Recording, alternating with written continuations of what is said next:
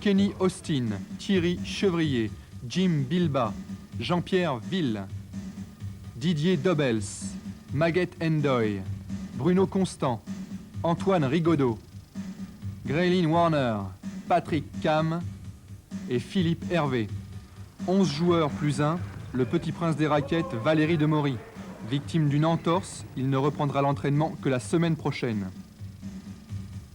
Un groupe sous la direction de l'ex-entraîneur de l'équipe de France, Jean Gall. 5000 spectateurs de moyenne l'an dernier, Cholet vit au rythme du basket. Le club cherche avant tout à séduire.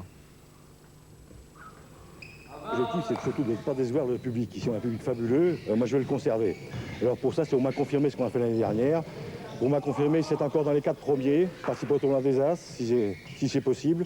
Et puis en Coupe d'Europe, faire un bon parcours, c'est au moins les quarts de finale, quoi, les poules. Est-ce que Cholet risque d'être pris par la maladie de la Coupe d'Europe comme Orthez à une époque? Ah, vous savez, je crois que c'est contagieux, c'est un virus, on ne l'a pas encore, mais je crois qu'à Cholet, on va vite l'attraper.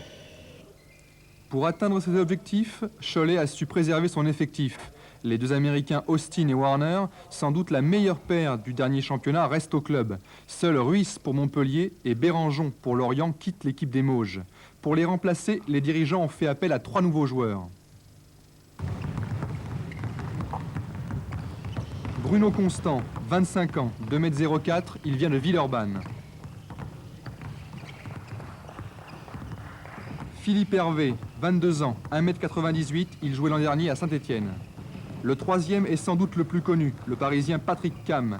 L'ex-ailier du Racing a souvent joué en équipe de France. La plupart des joueurs de Cholet, vu que j'ai joué avec Valérie une année au Stade Français, j'ai joué avec Didier en équipe de France.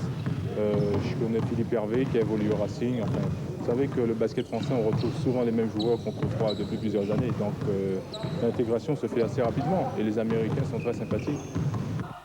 Reste le problème Endoy. Non qualifié en Coupe d'Europe, le Français d'origine sénégalaise pourrait ne pas être autorisé à participer au championnat. Un terrible handicap. La fédération rendra son verdict avant la fin du mois. Je souhaite que ça se termine très bien, aussi bien pour Endoy que pour Cholet Basket. Parce qu'avec Endoy, je pense qu'on a une très forte équipe. Et sans lui, on aura une bonne équipe. Optimiste là. Oui, de toute façon. Il n'y a pas de raison, avec la saison qu'on a fait l'année dernière, avec le groupe qu'il y a à Cholet, il n'y a pas de raison de ne pas être optimiste.